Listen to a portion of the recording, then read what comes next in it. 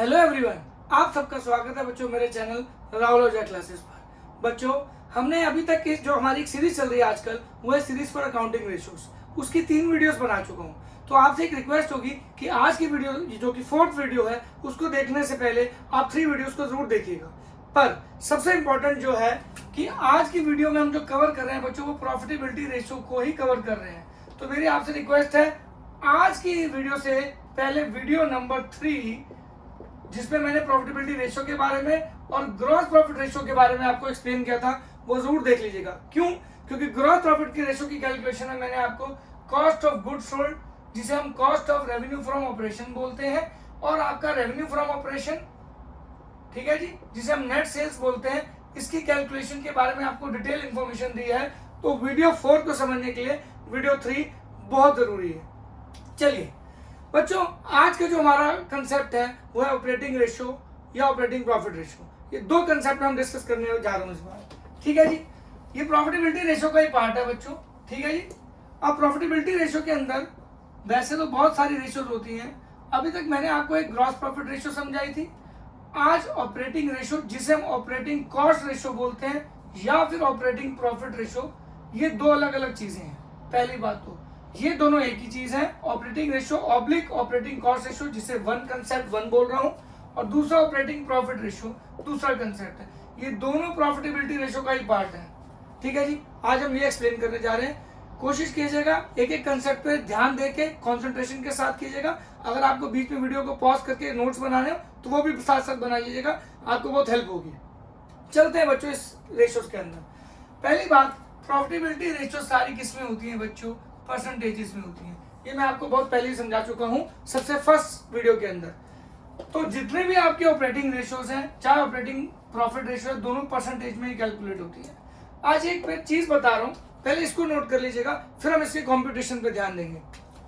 Operating profit ratio plus operating ratio oblique operating cost ratio, इसे हम एक ही चीज बोलते हैं, ऑपरेटिंग रेशियो या operating cost ratio is equal to 100।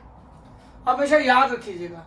पहली बात तो ये दोनों किस में कैलकुलेट होती है? परसेंटेज में कैलकुलेट होती है। इसका मतलब ये है कि मान लो हमारी ऑपरेटिंग रेशियो सपोज करो 70% है, ठीक है जी, और हमारी ऑपरेटिंग प्रॉफिट रेशियो कितनी हो जाएगी? क्योंकि दोनों मिला के 100 है, तो ऑपरेटिंग प्रॉफिट रेशियो कैसे निकल जाएगी? 100 माइनस 70, तो ये आपकी 30। इसका मतलब क्या है बच्चों? पहले तो आप ये समझिए कि ऑपरेटिंग मतलब हमारे काम से रिलेटेड जो भी हमारा ordinary course of business activity होता है बच्चों, उसे हम ऑपरेटिंग एक्टिविटी बोलते हैं। मान लो मेरी बेकरी है, तो जो बेकरी से मेरे को रेवेन्यू मिलता है, दैट इज मेरा ऑपरेटिंग एक्टिविटी। मैंने किसी कंपनी के शेयर्स खरीद रखे हैं, वो मेरा नॉन ऑपरेटिंग एक्टिविटी है। ऑपरेटिंग मीन्स जो मेरे डे टू डे एक्टिविटी, जो मेरा काम है, उससे रिलेटेड एक्टिविटी को मैं क्या बोलता हूँ? Operating activity. तो अगर हमारी 100 रुपए की सेल्स है, जैसे मान लो ऑपरेटिंग कॉस्ट रेशियो या ऑपरेटिंग रेशियो 70% है, विच मीन्स 70/100। तो इसका मतलब क्या है? 100 रुपए की सेल्स पे 70 रुपए मेरी ऑपरेटिंग कॉस्ट है। यानी जो भी मैं काम कर रहा हूं उसकी कॉस्ट मुझे 70 रुपए पड़ रही है 100 रुपए की सेल में। तो बट ऑब्वियसली 30 रुपए मेरा क्या हो जाएगा? ऑपरेटिंग प्रॉफिट हो जाएगा। ऑपरेटिंग प्रॉफिट सिर्फ उसको बताता है जो आपके काम से द्वारा किया गया प्रॉफिट होता है। बच्चों, जैसे मैं ट्यूशन सेंटर चला रहा हूँ, ट्यूशन पढ़ाता हूँ, तो ट्यूशन पढ़ाने से जो मुझे प्रॉफिट होता है वो मेरा ऑपरेटिंग प्रॉफिट है। बट मैं उसके अलावा और भी मैं कंपनीज में इन्वेस्ट भी करता हूँ, एफडी से भी इंटरेस्ट आएगा। अगर मुझे वो दोनों चीजें मिल रही हैं तो मेरा प्रॉफिट तो बढ़ गया, बट मेरा काम का प्रॉफिट वही रहेगा जो मैं अपने ट्यूशन सेंटर से कमा रहा हूँ। तो ऑपरेटिंग प्रॉफिट किसको डिनोट करता है? जिस चीज का आप काम करते हो, काम से कमाया गया प्रॉफिट। तो यहाँ पे एक सिंपल सा कंसेप्ट है कि अगर 100 रुपए की सेल्स है, ठीक है जी, और 70 रुपए ऑपरेटिंग कॉस्ट है, तो 30 रुपए ऑपरेटिंग प्रॉफिट हो गया। इसलिए 100 रुपए एक तरह का टोटल सेल्स वैल्यू हो गया, और ये किसका समेशन होगा? ऑपरेटिंग प्रॉफिट का और ऑपरेटिंग कॉस्ट का। इन दोनों को मिला के हमेशा 100 बनेगा। अगर पेपर में, एग्जाम में अगर आप एक भी रेशियो निकाल लो तो आप 100 माइनस ऑपरेटिंग रेशियो करोगे तो ऑपरेटिंग प्रॉफिट रेशियो आ जाएगा, और 100 माइनस अगर आप ऑपरेटिंग प्रॉफिट रेशियो करोगे तो ऑपरेटिंग रेशियो आ जाएगा। तो ये एक इंपॉर्टेंट कंसेप्ट है कि इन दोनों का समेशन किसके इक्वल आता है? 100 के। और ये क्या बताते हैं कि 100 रुपए की सेल्स वैल्यू पे कितनी ऑपरेटिंग कॉस्ट है और 100 रुपए की सेल्स वैल्यू पे कितना ऑपरेटिंग प्रॉफिट है, और इन दोनों को मिला के सेल्स वैल्यू बनती है, दैट इज 100। चलिए अब हम इनकी कॉम्पिटिशन के बारे में बात करते हैं। अब बहुत सारी चीजों को समझना है, ध्यान से समझिएगा, प्लीज नोट्स अगर आप साथ साथ बनाते रहें तो ज्यादा अच्छा होगा। आप वीडियो को पॉज भी करके सारा कुछ लिख सकते हैं साथ साथ। ठीक है जी। आज हम सबसे पहले क्या बताते हैं, ऑपरेटिंग रेशियो। मेरी एक रिक्वेस्ट फिर होगी कि इसके लिए वीडियो 3 जरूर देखिएगा, क्योंकि उसमें cost of revenue of operation अच्छे से एक्सप्लेन है और रेवेन्यू फ्रॉम ऑपरेशन भी ढंग से एक्सप्लेन है। ऑपरेटिंग रेशियो बच्चों क्या होता है, ऑपरेटिंग कॉस्ट रेशियो। मैं आपको अगेन बोलूंगा सारी चीजों की डेरिवेशन क्या है, फाइनल अकाउंट। अब हमेशा मैं इसको बोलता हूं कि ये किसका पार्ट है, analysis of financial statement. Analysis of financial statement मतलब फाइनल अकाउंट। तो ये सारी रेशियोज कहीं ना कहीं ड्राइव किससे होती हैं, फाइनल अकाउंट से होती है। तो फाइनल अकाउंट अपने दिमाग में अच्छे से डाल लो, तब इन रेशियोज के फार्मूलों को आपको याद नहीं करना पड़ेगा, आपको सीधा कंसेप्ट समझ आ जाएगा। चलिए अब यहाँ पे हम आते हैं ट्रेडिंग अकाउंट। ठीक है जी, नॉर्मल सोल प्रोप्राइटर का अकाउंट फाइनल अकाउंट है, particular amount debit, particular amount credit. ठीक है जी। तो यहाँ पे हमारा क्या हो जाएगा, to opening stock, to purchase minus purchase return, यहाँ नेट परचेजेस आ गई, टू डायरेक्ट एक्सपेंसेस। ठीक है जी। यहाँ पे आ गया बाय क्लोजिंग स्टॉक, क्योंकि वो इस साल नहीं बिकता। प्लीज मैं आपसे फिर रिक्वेस्ट करूंगा, वीडियो 3 में बेटर तरीके से एक्सप्लेन है, इसको जरूर देख लीजिएगा। ठीक है जी। और यहाँ आ जाएगा by sales minus sales return, that is net sales. और यहाँ आपका आ गया ग्रॉस प्रॉफिट। ठीक है जी। तो ट्रेडिंग अकाउंट बेसिकली चलने वाली फैक्ट्री से रिलेटेड ही होता है। ठीक है जी। इसमें सारी डायरेक्ट चीजें होती हैं, ये stock purchases direct expenses closing stock, ये सब हमारे काम से रिलेटेड है बच्चों, यही हमारा डे टू डे वर्किंग है। ठीक है जी। तो और इसको हम क्या बोलते हैं, opening stock plus net purchases plus direct expenses minus closing stock, इसे हम बोलते हैं क्या है, कॉस्ट ऑफ गुड सोल्ड। तो कॉस्ट ऑफ गुड सोल्ड तो बाय डिफॉल्ट आपकी ऑपरेटिंग कॉस्ट बन ही जाती है बच्चों, ये बात याद रखिएगा। Cost of good sold is operating cost till production.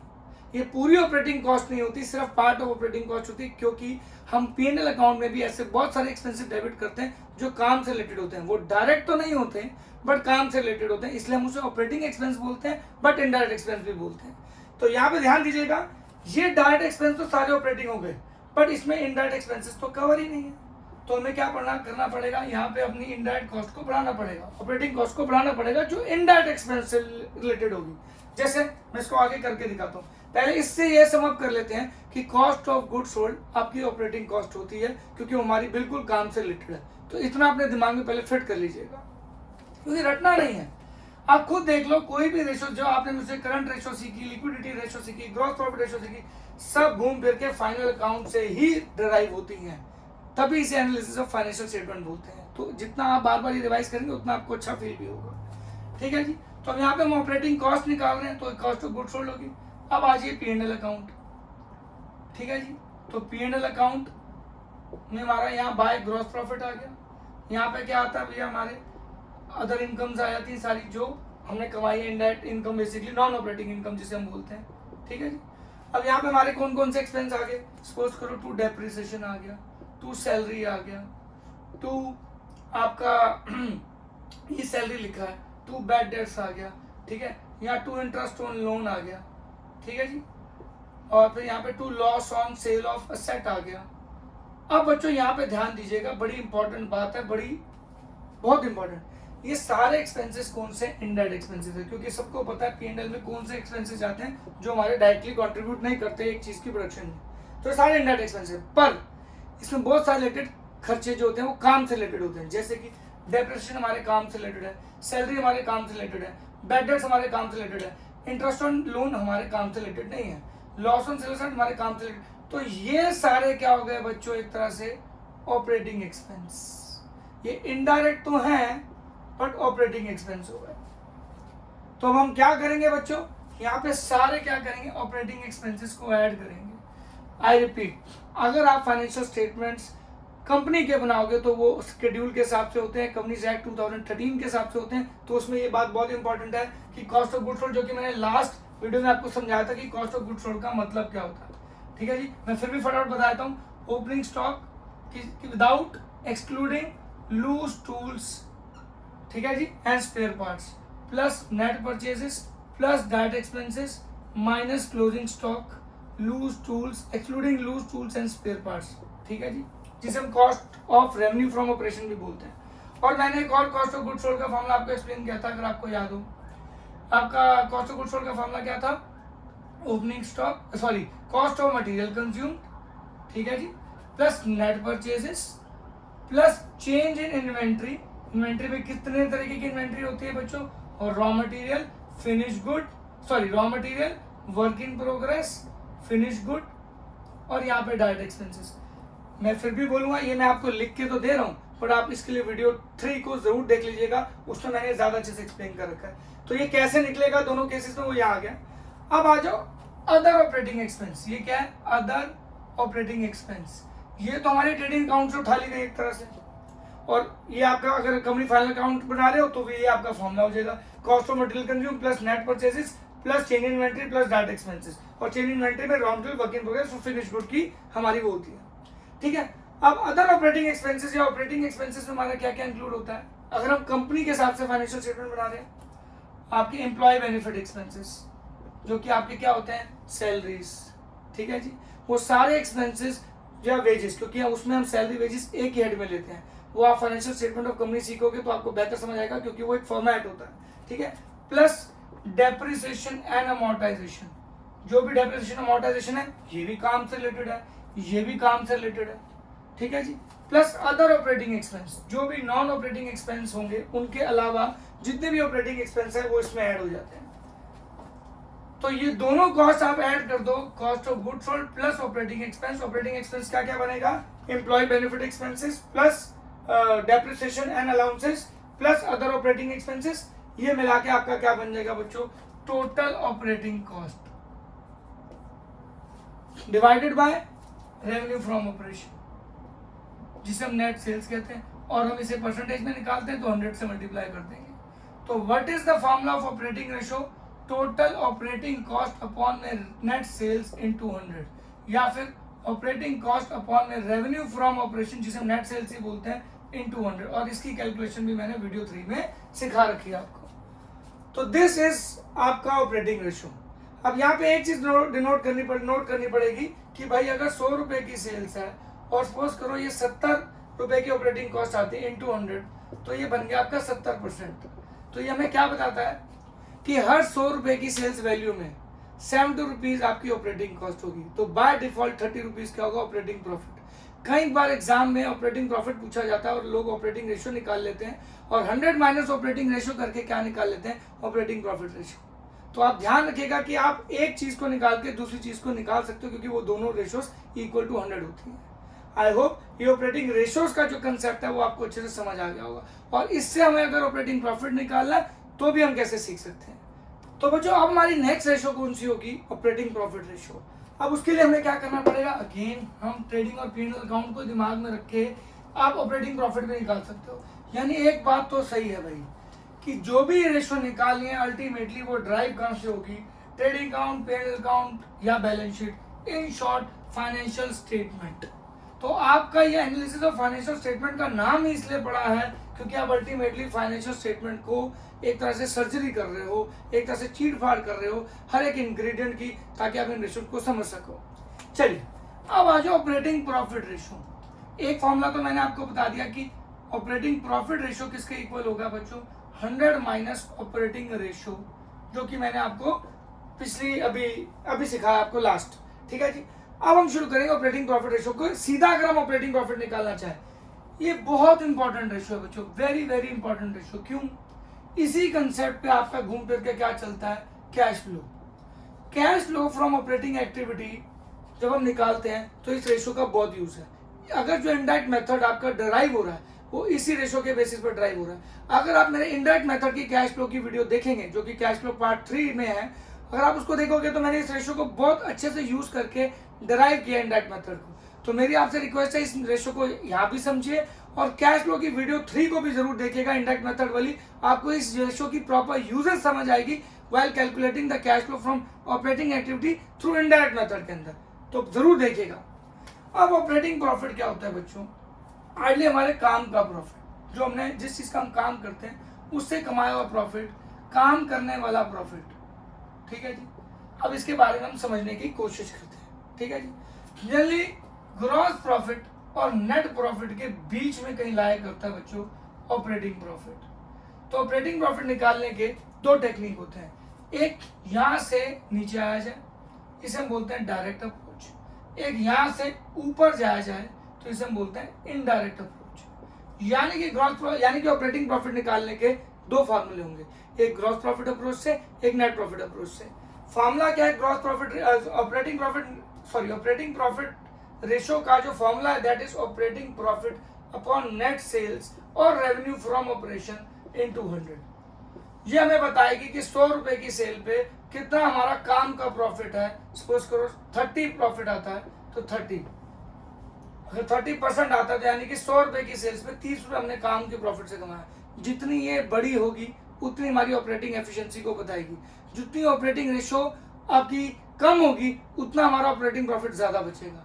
यानी कि ऑपरेटिंग प्रॉफिट रेशो हमेशा बड़ी होनी चाहिए। जितनी ऑर्गेनाइजेशन के लिए अच्छी होगी, जितनी बड़ी होगी उतना अच्छा होगा, और जितनी ऑपरेटिंग रेशो छोटी होगी उतना ऑर्गेनाइजेशन के लिए फायदा होगा, फ्रूटफुल होगा। बच्चों ये बात, इसको बात याद रखना।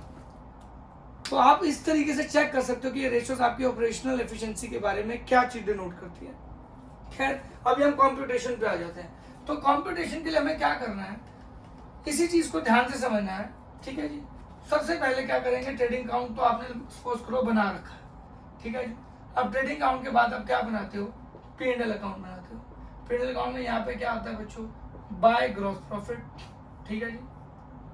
अब यहाँ पे आ जाओ आप, टू सैलरी, ठीक है जी, to depreciation, to bad debts, to interest on loan. ठीक है जी। फिर आपका आ गया to loss on sale of asset. ठीक है जी। उसके बाद ये एक तरह से इधर आ गया, इधर क्या आ गया, by interest on fixed deposits. ठीक है जी। By profit on sale of asset, और यहाँ पे आ गया आपका नेट प्रॉफिट। ये नेट प्रॉफिट बच्चों याद रखिएगा, ये नेट प्रॉफिट बिफोर टैक्स है। मैं रिपीट कर देता हूँ अगर कोई चीज मिस ना हो गई हो। By gross profit, by interest on FD, by profit on sale of asset, to salary, to depreciation, to bad debt, to interest on loan, to loss on sale of asset, to net profit. और ये net profit क्या है, before tax.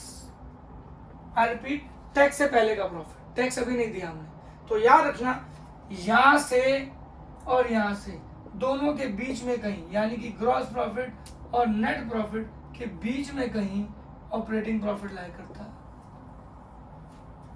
Gross profit क्या हो गया, जो firm ने अपनी परचेज और सेल से प्रॉफिट कमाया, सिर्फ डायरेक्ट एक्टिविटीज। इसमें क्या आ गया जी, नेट प्रॉफिट। इसमें वो सारी इनकम भी ऐड हो गई जो हमारे बिजनेस का पार्ट नहीं है पर हमारी टोटल इनकम का पार्ट है, तो प्रॉफिट की कैलकुलेशन में आ गया। पर हमें क्या निकालना है, डायरेक्ट और इनडायरेक्ट को कवर करते हुए जो काम से प्रॉफिट निकलता है वो लेना है, और उसमें कोई भी जो हमारी नॉन ऑपरेटिंग इनकम है जो हमारे काम से रिलेटेड नहीं है वो नहीं होनी चाहिए। यानी नेट प्रॉफिट भी नहीं होना चाहिए, यानी ग्रॉस प्रॉफिट भी नहीं होना चाहिए, क्योंकि ग्रॉस प्रॉफिट में सिर्फ डायरेक्ट एक्सपेंसेस कवर है। तो डायरेक्ट एक्सपेंसेस कवर हो, जो direct expenses cover, operating expenses cover होनी चाहिए जो डायरेक्ट भी हो और जो इनडायरेक्ट भी हो, और इसलिए यहाँ पे जन्म आता है ऑपरेटिंग प्रॉफिट का। तो अगर हम जीपी से निकालेंगे तो क्या करेंगे बच्चों, जीपी ग्रॉस प्रॉफिट। ठीक है जी। ऑपरेटिंग प्रॉफिट किसके इक्वल होगा, जीपी प्लस, अगर यहाँ पे मान लो कोई अदर ऑपरेटिंग इनकम गिवन है, कोई भी अदर देन सेल्स, कई बार ऐसी इनकम होती है जो हमारे काम से रिलेटेड ही होती है, अगर वो गिवन है तो अदर ऑपरेटिंग इनकम जो है वो ऐड कर दो, माइनस ऑपरेटिंग एक्सपेंस जो कि इनडायरेक्ट वाले हैं। कौन कौन से, सैलरी, डेप्रिसिएशन, बैड डेट्स, ये सारे हमारे क्या है, इनडायरेक्ट एक्सपेंस तो हैं बट ये सारे ऑपरेटिंग एक्सपेंस भी हैं। तो ये ऑपरेटिंग एक्सपेंसेस जो इनडायरेक्ट वाले हैं वो माइनस कर दो। ठीक है जी। अब यहाँ पे interest on loan, loss on sale of asset, ये हमारे क्या है बच्चों, ये नॉन ऑपरेटिंग एक्सपेंस है। तो हमने क्या कर दिया, ग्रॉस प्रॉफिट में अगर कोई अदर ऑपरेटिंग इनकम गिवन है जो काम से रिलेटेड है तो वो ऐड कर दो, और ऑपरेटिंग एक्सपेंसेस माइनस कर दो। तो हमारा क्या, ऑपरेटिंग इनडायरेक्ट एक्सपेंसेस, वो सारे खर्चे जो इनडायरेक्ट है बट ऑपरेटिंग है, तो उससे ऑपरेटिंग प्रॉफिट आ जाएगा।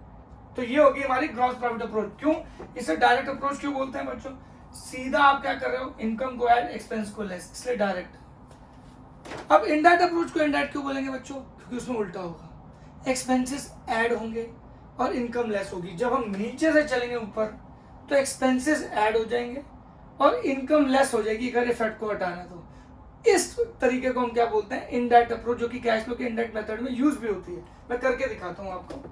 ठीक है जी। अब ये थोड़ा मैं रब कर रहा हूँ ताकि आप समझ सकें। तो एक तो होगी ऑपरेटिंग प्रॉफिट निकालने की अप्रोच थ्रू ग्रॉस प्रॉफिट, और दूसरी होगी ऑपरेटिंग प्रॉफिट निकालने की अप्रोच थ्रू नेट प्रॉफिट। इसे इनडायरेक्ट अप्रोच क्यों बोलते हैं, क्योंकि उल्टा चल रहा है। मान लो ये नेट प्रॉफिट गिवन है बिफोर टैक्स, तो यहाँ ले लो, sorry, operating profit equal to net profit before tax, ठीक है। अब इसमें क्या है जी, interest on loan, loss on sale asset, ये हमारे सारे क्या है बच्चों, नॉन ऑपरेटिंग एक्सपेंस, क्योंकि हमें ऊपर जाना है, ऑपरेटिंग की तरफ जाना है। तो हम क्या करेंगे, टोटल प्रॉफिट में से जो खर्चे लेस हो गए हैं बट नहीं होने चाहिए थे क्योंकि वो नॉन ऑपरेटिंग है, तो हमें ऑपरेटिंग में जाए तो हम क्या करेंगे, उसे ऐड बैक कर देंगे। तो यहाँ नॉन ऑपरेटिंग एक्सपेंस क्या हो रहा है, ऐड बैक हो रहा है। और ये interest on FD, profit on sale asset, ये हमारे क्या बच्चों, नॉन ऑपरेटिंग इनकम है। तो यहाँ नॉन ऑपरेटिंग इनकम को क्या कर देंगे, लेस कर देंगे, क्योंकि क्या होगा, इस नेट प्रॉफिट में हमारी वो इनकम भी इंक्लूड होगी बच्चों जो काम से रिलेटेड नहीं है। तो यहाँ पे वो जो काम से रिलेटेड इनकम नहीं है, जिसे हम नॉन ऑपरेटिंग इनकम बोलते हैं, वो लेस कर देंगे। यानी टोटल प्रॉफिट यानी कि नेट प्रॉफिट में से जो खर्चे काम से रिलेटेड नहीं थे वो इसमें लेस हुए हैं, तो अब ऐड बैक कर दो। और जो इनकम काम से रिलेटेड नहीं थी, जो इनकम हमारी काम से रिलेटेड नहीं थी, ठीक है जी, अब उसे क्या कर दो, लेस कर दो, तो हमारा क्या आ जाएगा, ऑपरेटिंग प्रॉफिट। तो इसमें आप उल्टा चल रहे हो, आप ध्यान से नोट कीजिए, आप इसमें उल्टा चल रहे हो, ठीक है जी। तो ये इनडायरेक्ट अप्रोच भी होती है जिसे हम नेट प्रॉफिट अप्रोच बोलते हैं, क्योंकि इसमें देखो एक्सपेंसेस उल्टा है कि प्रॉफिट निकालने के लिए जनरली क्या होता है, एक्सपेंसेस लेस होते हैं, इनकम ऐड होती है। अब यहाँ पे एक्सपेंसेस क्या हो रहे हैं, ऐड हो रहे हैं, इनकम लेस हो रही है। और अगर हम ग्रॉस प्रॉफिट से देखते हैं तो वो सीधी अप्रोच है, तो आप देखिए इनकम ऐड हो रही है, एक्सपेंसेस लेस हो रहे हैं। तो घूम फिर के अगर आपको ऑपरेटिंग प्रॉफिट निकालना है तो आपको फिर अल्टीमेटली यूज क्या करना है, आपको P&L अकाउंट ही यूज करना है, ट्रेडिंग अकाउंट ही यूज करना है, क्योंकि ट्रेडिंग अकाउंट से आपके पास ग्रॉस प्रॉफिट आ जाएगा। तो ग्रॉस प्रॉफिट में आप अदर ऑपरेटिंग इनकम ऐड कर दो माइनस ऑपरेटिंग एक्सपेंसेस, जो कि इनडायरेक्ट एक्सपेंसेस होंगे ऑपरेटिंग वाले, वो लेस कर दो, तो आपका क्या आ जाएगा, ऑपरेटिंग प्रॉफिट, ठीक है जी। और अगर इसके बाद अगर आपको नेट प्रॉफिट से निकालना है तो नेट प्रॉफिट में उल्टा चल रहे हैं, तो नॉन ऑपरेटिंग एक्सपेंसेस जो होंगे वो ऐड कर दो और नॉन ऑपरेटिंग इनकम को लेस कर दो, तो आपका ऑपरेटिंग प्रॉफिट आ जाएगा। और इन दोनों से आपका ऑपरेटिंग प्रॉफिट आने के बाद ऑपरेटिंग प्रॉफिट हमारी रेशो क्या हो जाएगी, operating profit ratio, that is operating profit upon net sales और रेवेन्यू फ्रॉम ऑपरेशन इनटू 100। ये हमारा क्या हो जाएगा बच्चों, ऑपरेटिंग प्रॉफिट रेशो का फॉर्मूला। इससे आपके पास सपोज करो ये 20% आ गई, यानी 100 रुपए की सेल वैल्यू में 20 रुपए ऑपरेटिंग प्रॉफिट है, तो 80 रुपए क्या हो जाएगा, ऑपरेटिंग कॉस्ट हो जाएगी। और अगर आपके पास ऑपरेटिंग प्रॉफिट रेशो आ गई तो 100 माइनस ऑपरेटिंग प्रॉफिट रेशो किसके इक्वल आ जाएगी, ऑपरेटिंग रेशो के इक्वल आ जाएगी। तो आप याद रखिएगा, ऑपरेटिंग प्रॉफिट रेशो से आप ऑपरेटिंग रेशो निकाल सकते हो, ऑपरेटिंग रेशो से आप ऑपरेटिंग प्रॉफिट रेशो निकाल सकते हो। और याद रखिएगा इसके एनालिसिस के लिए बात बहुत जो सबसे इंपॉर्टेंट पार्ट है, ये तो हो गया इसकी कंप्यूटेशन से रिलेटेड। अब इसके एनालिसिस की बात सुन लो, जो कि आखिरी पॉइंट है इस रेशो के बारे में। क्या जी, अगर हमें ऑपरेटिंग रेशो ज्यादा गिवन है तो ऑर्गेनाइजेशन के लिए अच्छी बात नहीं है। अगर ऑपरेटिंग रेशो हमारे लिए कम गिवन है मतलब ऑर्गेनाइजेशन के लिए अच्छी बात है, इस बात को याद रखिएगा। ऑपरेटिंग प्रॉफिट रेशो तो नेम इटसेल्फ सजेस्ट प्रॉफिट है, तो जितनी बढ़िया होगी, जितनी हायर होगी उतना अच्छा होगा, और जितनी कम होगी उतना नुकसान होगा। ये इसके एनालिसिस में, यानी इन शॉर्ट ऑपरेटिंग एफिशिएंसी को डिनोट करने में, बताने में, रिफ्लेक्ट करने में काम आती है। तो ऑपरेटिंग मैनेजमेंट, अगर आप किसी एक ऑर्गेनाइजेशन को उसके ऑपरेटिंग मैनेजमेंट के बारे में समझना है तो वो ऑपरेटिंग रेशोज को कैलकुलेट करेंगे। आई होप आज की रेशोज आपको बहुत अच्छे से समझ आई होंगी। मैं अगली क्लास बहुत जल्दी लाने की कोशिश करूंगा। मेरा शेड्यूल थोड़ा टाइट चल रहा है क्योंकि मैं ऑनलाइन क्लासेस भी लेता हूँ, पर मैं कोशिश करूंगा जल्दी से जल्दी आपकी रेशोज कवर हो, क्योंकि अभी मुझे बहुत सारे कंसेप्ट कवर करने हैं। और अगर आपको कोई डाउट हो तो कमेंट सेक्शन में मुझे जरूर मेंशन कीजिएगा। तब तक के लिए नमस्कार, गॉड ब्लेस यू ऑल, जय हिंद।